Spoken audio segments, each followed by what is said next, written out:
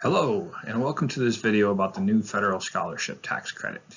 In this video, you will learn the mechanics of the federal scholarship tax credit and how applying it to your church could help you in your mission to help kids find the narrow way throughout their life. In the Big Beautiful Bill passed into law in July of 2025, a new tax provision was included. This tax provision allows taxpayers who pay in at least $1,700 in federal income taxes to claim a tax credit, which effectively reduces their tax liability to the federal government. The tax credit works basically by allowing the taxpayer to choose. They can either take this $1,700 and pay it to the government, or take the $1,700 that they would have paid in taxes and donate it to a K-12 scholarship granting organization. So let's take a little more detailed look at how this SGO scholarship donor system actually works. The first step is donors donate to the SGO. SGOs then give scholarships to eligible students, and the SGO gets to keep 10% of the money they receive from donors for administration. This is where my church SGO's fee comes from. The next step is students use tuition or use their money that they receive in scholarships for eligible expenses such as tuition, books, technology, and transportation. And lastly, the donor is reimbursed from their federal income tax liability being reduced by the amount that they donate to the SGO. Now, notice these little church things all around. These are all the areas that my church SGO can help you in setting up this donor SGO scholarship system. We have donor portals for donors, portals for SGOs, portals for students, and portals for churches. That way we can facilitate the entire ecosystem, which we believe will be extremely helpful in making this all work. So now that we know a little bit more about how the federal scholarship tax credit for K-12 students work, let's do an example so we can see just how powerful this new program can be. First off, let's take a 600 family church, and then we'll estimate the number of taxpayers per family. For this, we're going to use 1.2. That's hopefully a good estimate for the number of two-income households that will likely participate in this program. Let's take an estimated participation percentage of the 600 families. Let's say for easy math and sake of being conservative, we'll go with 25% participation. And we'll go with the number of scholarship applicants. So for 600 family church, we're going to go with 60 scholarship applicants. This could be a little more, could be less, depending on the church and how much interest there is in the families who go there sending their kids to religious school. And let's estimate the average donation. We use $1,500 for this because it's $0 out of pocket. So if you're going to do this, you're probably going to go all the way to $1,700, but there'll be a few people who don't. And then we'll estimate the average CD rate, 3%. Boom. Okay, so as you can see in this example, 600 person church, they were able to take in a total amount of donations of $270,000. Now that's $270,000 per year, every year that this program goes on. And when you add that up to the average scholarship per kid, it adds up to approximately $4,000 in scholarship money per kid. That's approaching the full cost of tuition in some areas. And this doesn't count if you do any type of income preference in how much money the kids get per scholarship. Let's play around with these numbers a little bit just to see how they can affect. So let's increase our participation from 25 to 35%. Take a guess in your head right now of how much you think this average scholarship per kid is going to go up. Wow, $5,670. That's a big increase, just going from 25% to 35% participation. That's a huge number. It's amazing that you can get the price of a brand new house every year just from a 600 family church if you get 35% participation. That's a huge number. Huge number.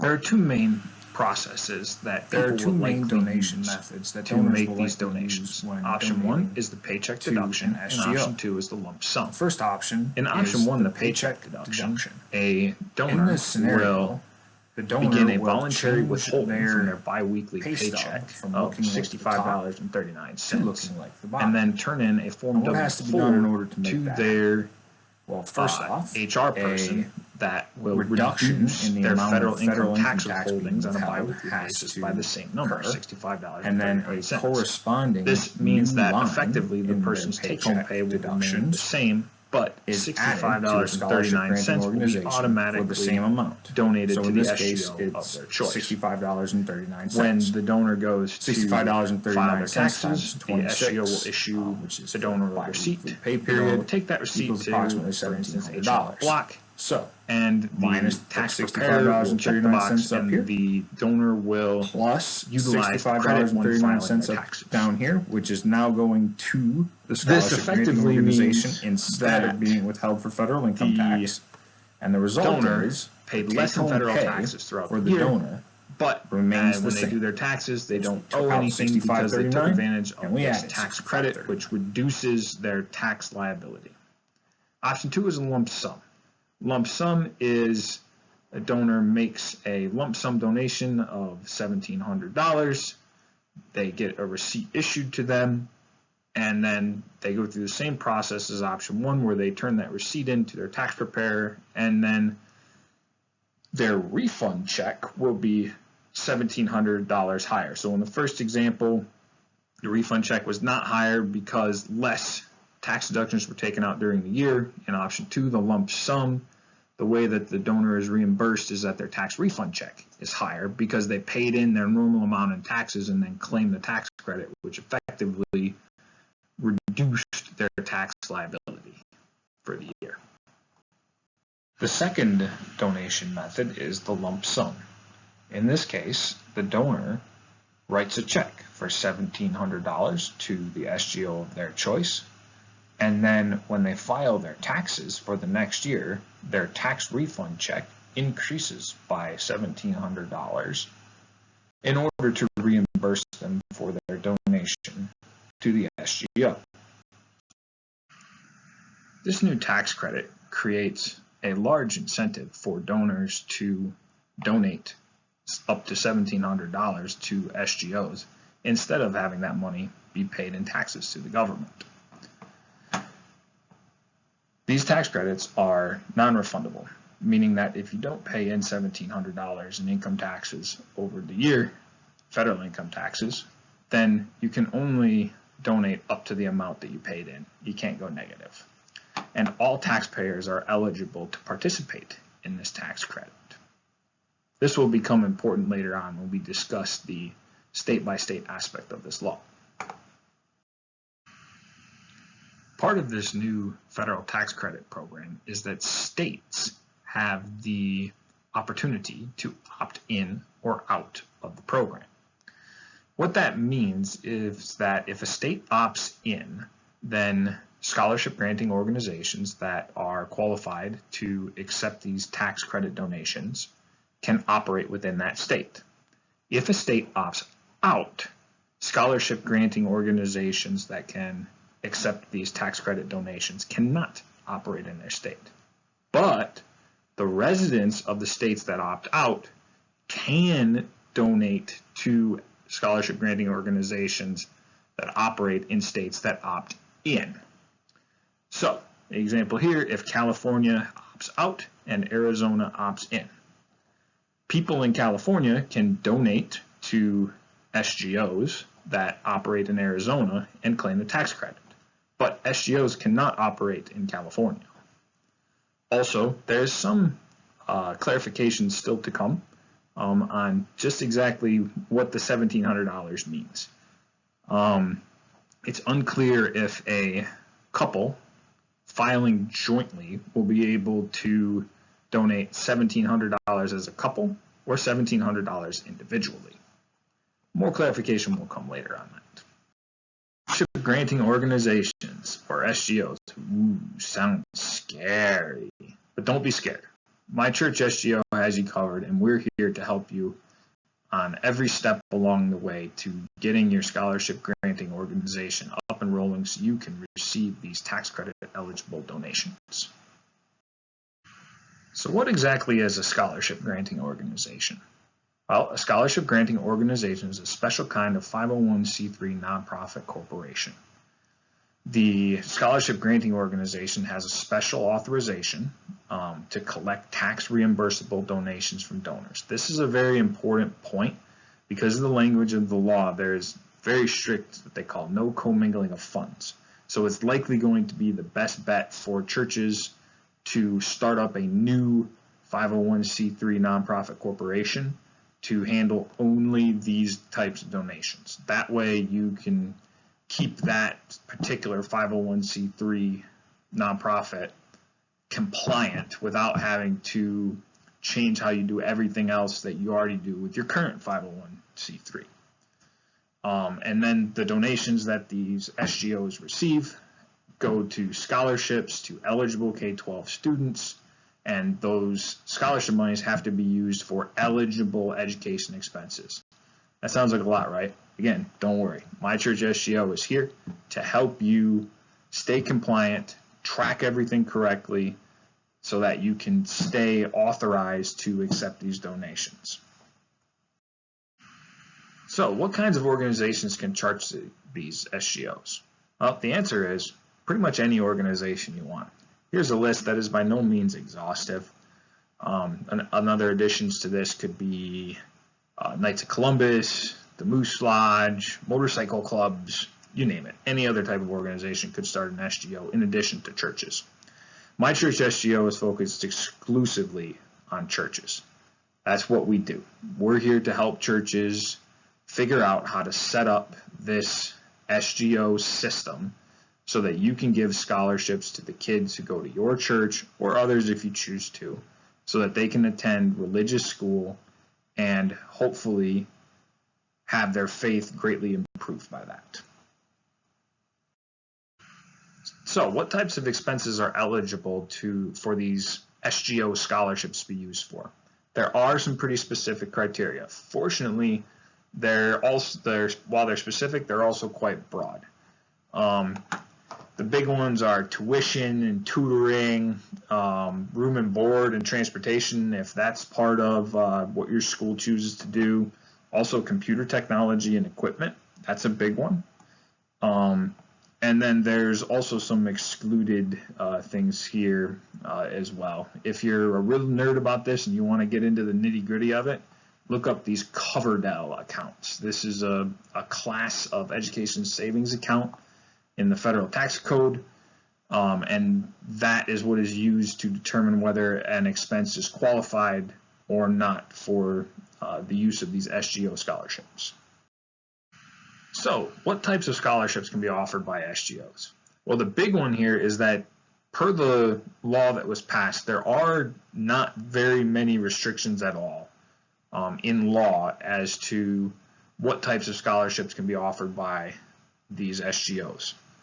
Now, having said that, there are three main categories that scholarship granting organizations will probably use to determine how much scholarship money to give what kid.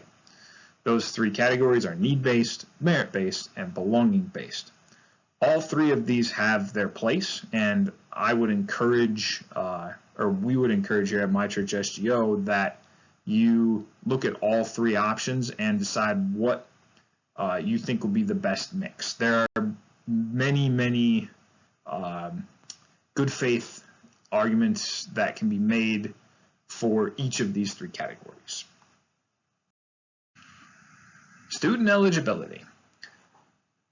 Okay, the law actually does have some pretty specific restrictions on which students are eligible for these SGO scholarships. Fortunately, though, while those laws are very specific, they are also broad. The student who receives a scholarship from these SGOs their family has to earn less than 300% of the average area income. And the average area income is calculated by county in this case. So depending upon the county that the kid who is receiving the scholarship lives in will determine whether or not they meet this 300% threshold or not. They also must be eligible to enroll in a public elementary or secondary school. And this is one that we don't really know a whole lot about here, but the eligible part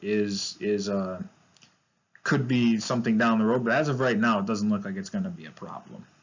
Another thing to consider is that because of this 300% average area income requirement, these SGOs are going to have to hold the parents' tax information, because that's how you verify if the student's family is below the 300% level. Don't worry about it. My church SGO is here to help you out. We have a system for secure data storage of parents' tax returns, because it's a big deal. You don't want those leaking around on the internet. Eligibility criteria for private schools. So, which private schools can accept these SGO scholarships to pay their tuition? The only thing in the law thus far, and there is still more rulemaking to come that may change this, but as of so far, the only rule is that the school must be accredited. This may be a problem for some homeschooling families who send their kids to homeschool co-ops. Those homeschool co-ops are probably going to have to face a choice when it comes to trying to accept SGO scholarships to pay the fees associated with the homeschool co-op. Those co-ops are likely going to either have to get accredited, or they're going to have to not accept SGO scholarship money.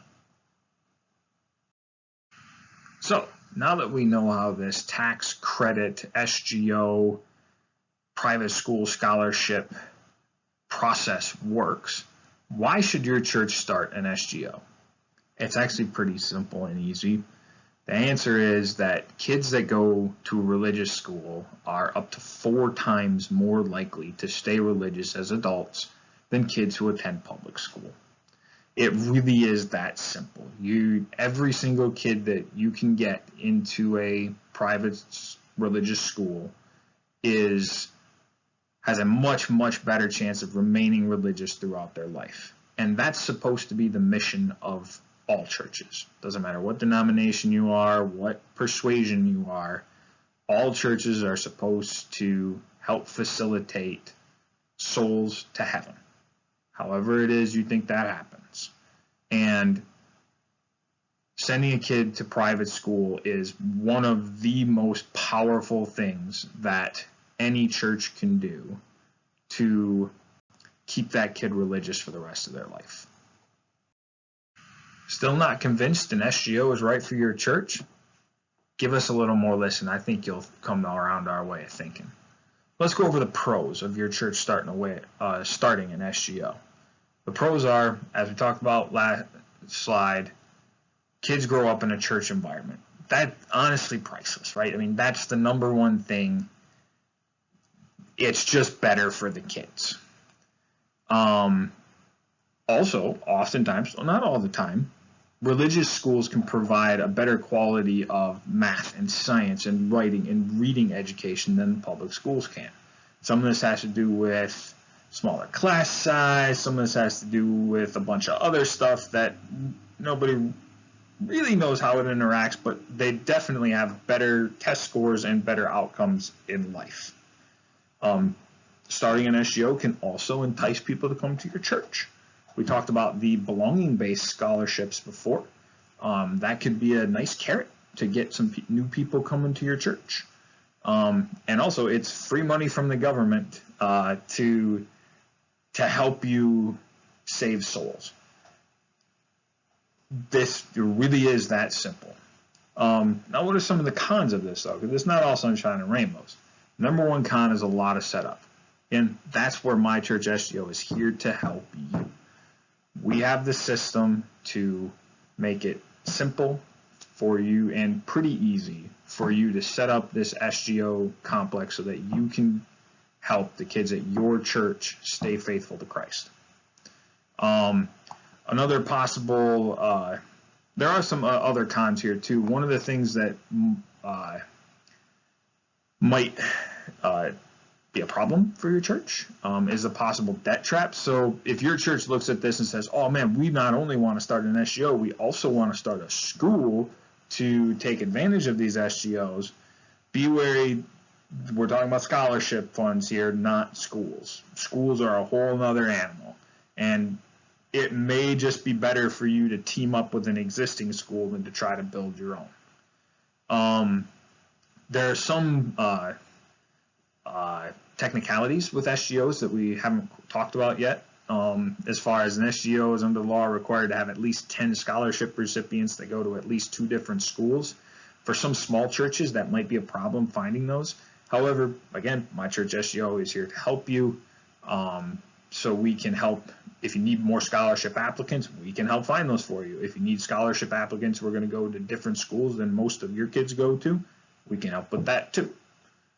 And again, the whole thing here is we're trying to make this easy and simple so that more people can take advantage of it. Because the more people who take advantage of it, hopefully, we think that's going to translate into more souls in heaven. And that's a good thing.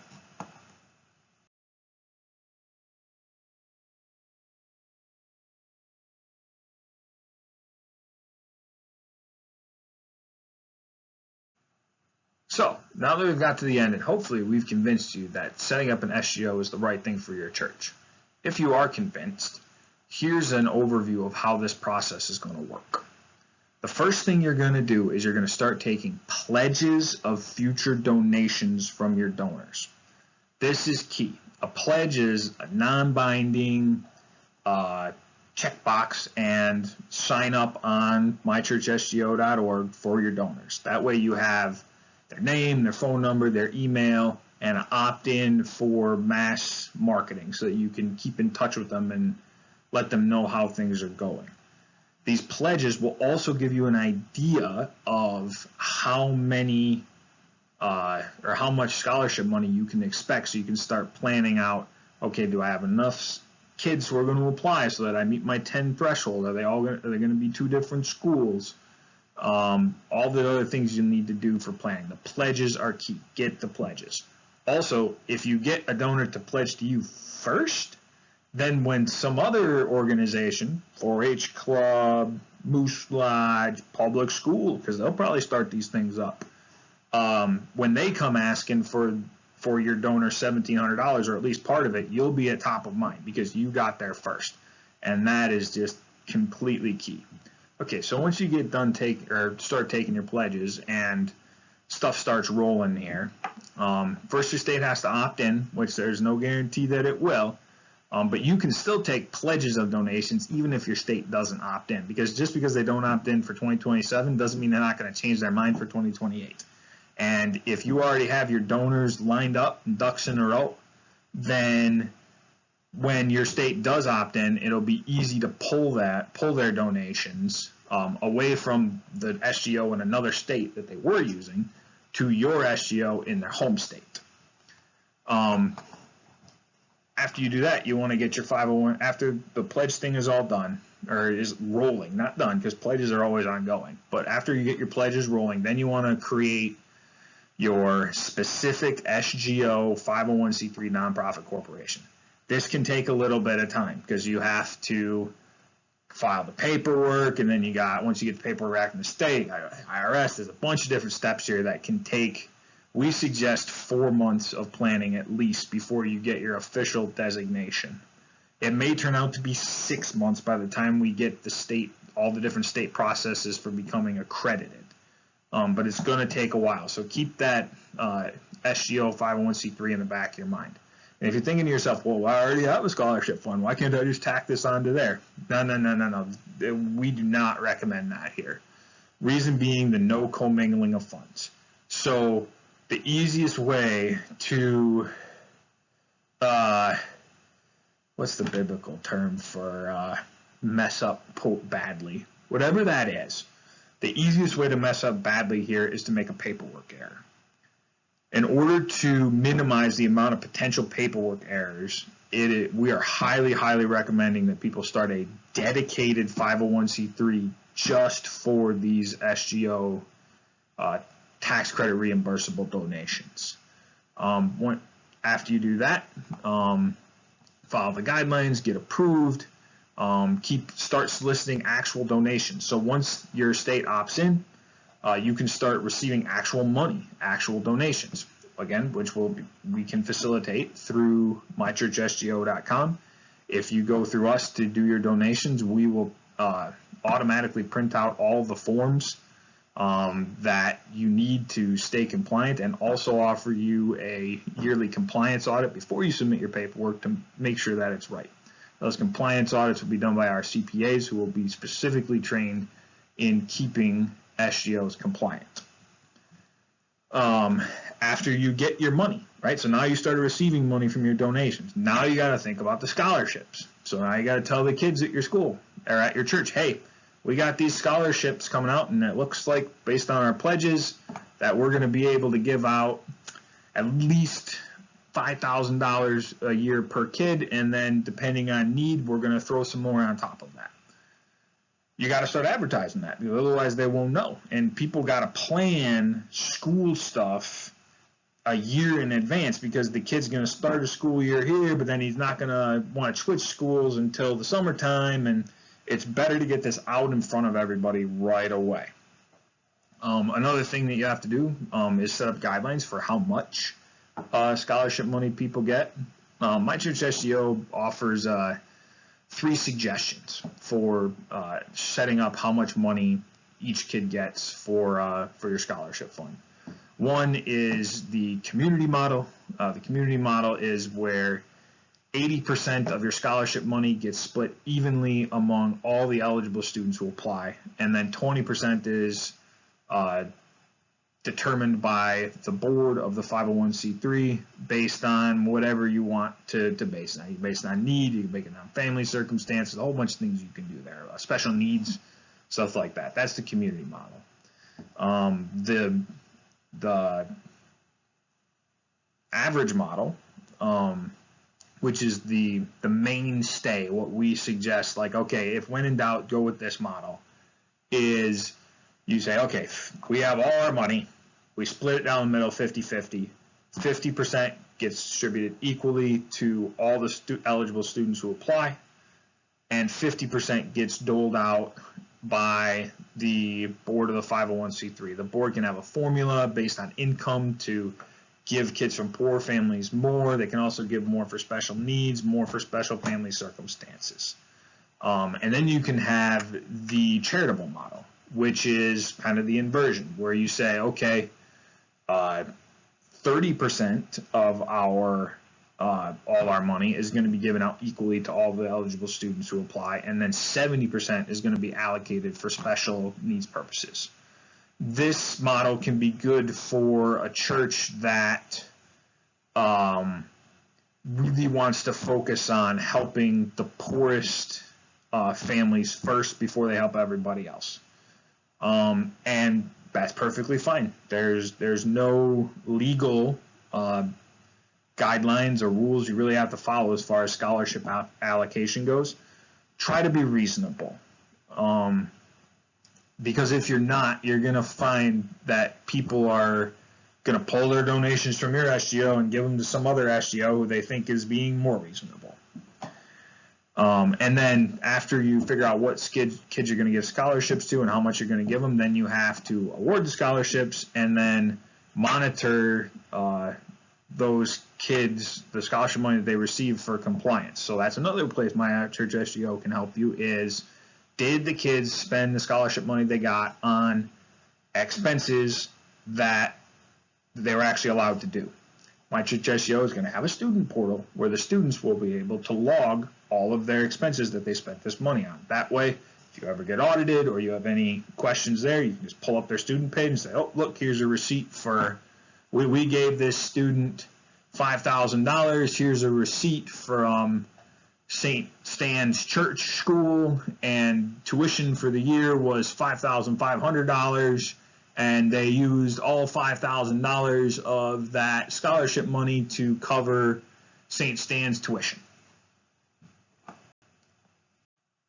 Okay, political map. We already kind of talked about this a little bit. Won't spend too much time on it.